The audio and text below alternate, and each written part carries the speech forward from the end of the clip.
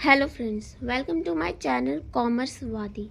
Today we are going to study Economics Chapter 2 Consumers Equilibrium and Demand. इसका मैंने थोड़ा chapter first part में पढ़ा दिया था। आज हम सेकेंड पार्ट में आगे का चैप्टर पढ़ते हैं। Law of diminishing marginal utility. अब ये क्या होता है? As a consumer consumes more and more units of a commodity, the additional utility derived from it keeps on decreasing. जब कोई भी कंज्यूमर जैसे एक कमोडिटी को कंज्यूम कर रहा है, फॉर एग्जांपल जैसे आप मैंगो खा रहे हैं, तो आपने एक मैंगो खाया, फिर दूसरा मैंगो खाया, तो जब आप पहला मैंगो खाएंगे तो आपको सबसे ज़्यादा यूटिलिटी, सबसे ज़्यादा सेटिस्फेक्शन मिलेगा। पर अब जैसे जैसे और मैंगोज खाते जाएंगे तो आपको जो सेटिस्फेक्शन मिलता रहेगा वो धीरे धीरे कम होता जाएगा। तो जो हर एक मैंगो खाने पे जो आपका सेटिस्फेक्शन कम हो रहा है, जैसे पहले आपको 10 मिला, सेटिस्फेक्शन 10 यूटल्स का मिला, फिर 8 यूटल्स का मिल रहा है, तो जैसे जैसे वो कम हो रहा है तो उसे हम कहते हैं law of diminishing marginal utility की मार्जिनल यूटिलिटी जो है वो आपकी वो डिक्रीज़ हो रही है। तो हम इसी साइकोलॉजिकल फिनोमिना को क्या कहते हैं? Law of diminishing marginal utility. अब इसका एक एग्जांपल दिया है, ये मैंगोज़ वाला। यूनिट्स ऑफ मैंगोज़ दिए हैं। फर्स्ट यूनिट पे आपको 20 यूटिल्स की मार्जिनल यूटिलिटी मिल रही है, और देखिए फिर आपकी धीरे धीरे 15, 10, 5, फिर एक समय पे ऐसा आएगा कि आपको बिल्कुल भी सेटिस्फेक्शन नहीं मिलेगा और धीरे से आपको नेगेटिव पे चले जाएंगे, आपको और पूरा नेगेटिव, और आपको अब बुरा लगने लगेगा वो खाने में। जैसे मैंने इसमें एक कर्व भी बनाया है, देखिए जो आपके जो मार्जिनल यूटिलिटी है वो धीरे धीरे नीचे जा रही है, जो वो डिक्रीज़ हो रही है। तो ये जो मार्जिनल यूटिलिटी वाला कर्व है, देखिए नीचे जा रहा है, तो ये डिक्रीज़ हो रहा है मतलब, तो इसीलिए हम इसे कहते हैं law of diminishing marginal utility, क्योंकि ये डिमिनिश हो रहा है, नीचे जा रहा है। अब अजम्पशंस क्या है? मतलब ऐसी कुछ चीज़ें हैं जो कि ज़रूर ऐसे होना ही चाहिए इस लॉ को मानने के लिए। अब क्या क्या चीज़ें अज्यूम करना पड़ता है हमको, क्या क्या क्या चीज़ें जो इसके अजम्पशंस हैं? जैसे period of consumption must be same. अब पीरियड ऑफ कंजम्पशन सेम रहना चाहिए, एक ही समय पे आपको खाना है, जो भी आप यूज़ कर रहे हैं एक ही समय पे करना है। The units of commodity must be similar in size, quality and quantity. अब जैसे आपने एक मैंगो बड़ा खाया, एक छोटा खाया, एक मीठा खाया, एक ठंडा खाया, तो ऐसा नहीं होना चाहिए। आपके सारे मैंगोज़ की क्वालिटी और क्वांटिटी दोनों सेम होनी चाहिए। अब consumer must be in normal condition और नॉर्मल मेंटल स्टेट। वो कंज्यूमर नॉर्मल स्टेट में होना चाहिए, सोते हुए नहीं होना चाहिए या किसी नशे में नहीं होना चाहिए, वो नॉर्मल स्टेट ऑफ माइंड में रहना चाहिए। Time period of consumption should not be long. अब टाइम पीरियड लंबा नहीं होना चाहिए कि आपने एक सुबह खाया फिर दूसरा शाम को खाया, ऐसे नहीं होना चाहिए, बीच में बहुत लंबा गैप नहीं होना चाहिए। Price of commodity should remain unchanged. Price जो है कमोडिटी का, जो मैंगो का, वो चेंज नहीं होना चाहिए। और price of substitute good should remain unchanged. अब सब्सटीट्यूट गुड क्या होता है? जैसे कि फॉर एग्जाम्पल आपको मैंगो नहीं मिल रहा है तो आपने एप्पल ले लिया, तो अब यदि आपको मैंगो महंगा मिल रहा है तो आप एप्पल ले लेंगे, पर यदि आपको मैंगो जो है वो सस्ता मिल रहा है तो आप मैंगो ही लेंगे। पर यदि जो एप्पल का प्राइस है वो और ड्रॉप हो गया तो फिर आप एप्पल लेना शुरू कर देंगे। तो जो सब्सटीट्यूट गुड है एप्पल है, उसका भी प्राइस नीचे ऊपर नहीं होना चाहिए, उसका भी प्राइस सेम रहना चाहिए। तो ये भी सारे हमारे अजम्पशंस होते हैं law of diminishing marginal utility के। अब कंज्यूमर्स इक्विलिब्रियम नेक्स्ट पॉइंट है। कंज्यूमर्स इक्विलिब्रियम ये होता है वो सिचुएशन जिसमें कि कंज्यूमर को मैक्सिमम सेटिस्फेक्शन मिलता है उसकी लिमिटेड इनकम से। आपकी जो भी इनकम है उसको आप किसी कमोडिटी पे यूज़ कर रहे हैं, तो आपको उससे जो मैक्सिमम सेटिस्फेक्शन मिल रहा है उसे हम कहते हैं कंज्यूमर्स इक्विलिब्रियम।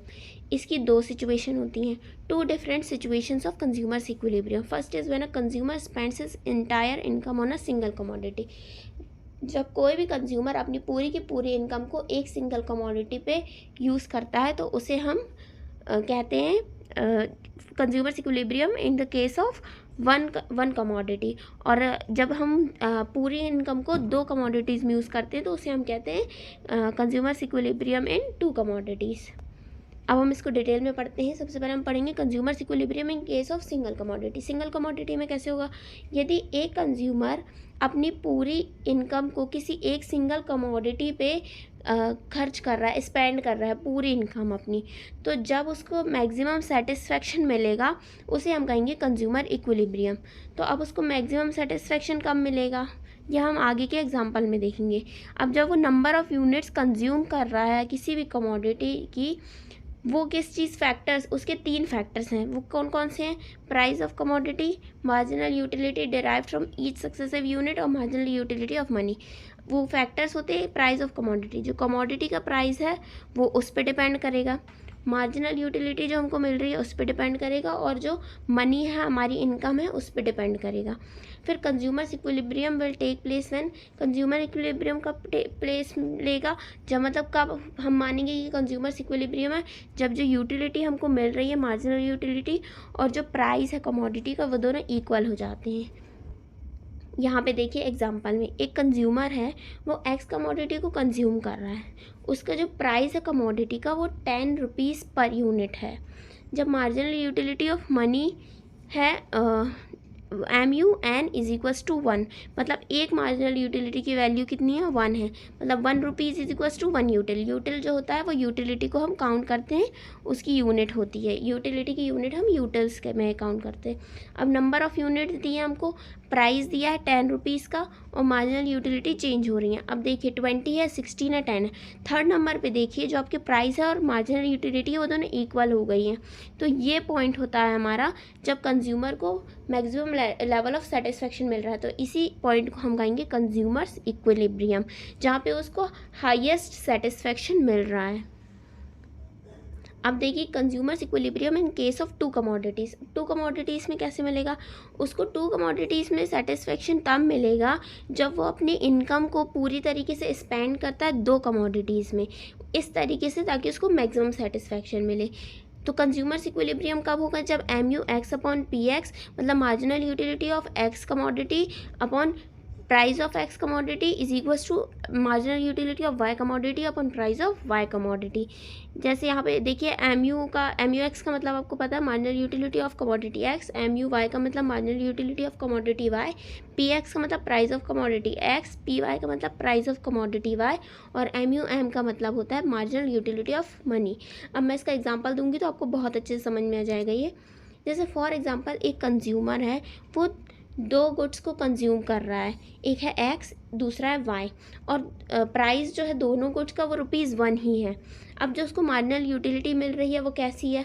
उसको फर्स्ट यूनिट पे उसने देखिए आप जो यूनिट्स दिए हैं उसमें फ़र्स्ट यूनिट पे उसने जो एक्स है उससे उसको 25 यूटिल्स मिला, और सेकंड जो MUY है उसमें 30 मिला। तो जब आप देखेंगे तो इसमें देखिए उसको सबसे ज़्यादा सेटिस्फेक्शन कब मिल रहा है? जब वो वाई यूनिट को, वाई कमोडिटी को कंज्यूम कर रहा है, तब उसको 30 यूटिल्स का सेटिस्फेक्शन मिल रहा है। और सेकंड का मिल रहा है 26, मतलब MUY में ही देखिए 26। तो उसको 2 कमोडिटी जब वो MUY की खाएगा तब उसको उतना सेटिस्फेक्शन मिलेगा, और फिर उसके बाद वो MUX पे जाएगा, फिर वो MUX की सेकंड यूनिट खाएगा, फिर उसके बाद फिर दोनों के जो दोनों की मार्जिनल यूटिलिटी है वो इक्वल हो जाएगी। तो जब इक्वल हो जाती है तो वो इनडिफरेंट हो जाता है, मतलब उसको दोनों कमोडिटी खाने से सेम लेवल ऑफ सेटिस्फेक्शन मिल रहा है। जब वो इस पॉइंट पे पहुंचता है तभी हम उसको कहेंगे कि उस कंज्यूमर्स इक्विलिब्रियम पॉइंट है ये। जैसे कि यहाँ पे नीचे देखिए, the consumer will consume 3 units of X and Y each.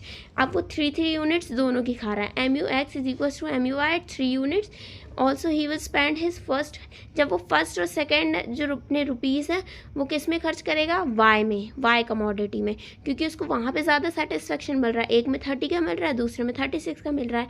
फिर वो थर्ड और फोर्थ रुपीज़ कब खर्च करेगा? MUX पे। क्यों? क्योंकि उसको उसमें फिर उसके बाद उसको उसमें सेटिस्फेक्शन मिल रहा है 25 और 20 का। फिर उसके बाद में वो इनडिफरेंट हो जाएगा बिटवीन एक्स और वाई, क्योंकि उसमें उसको क्या मिलेगा? सेम लेवल ऑफ सेटिस्फेक्शन मिलेगा।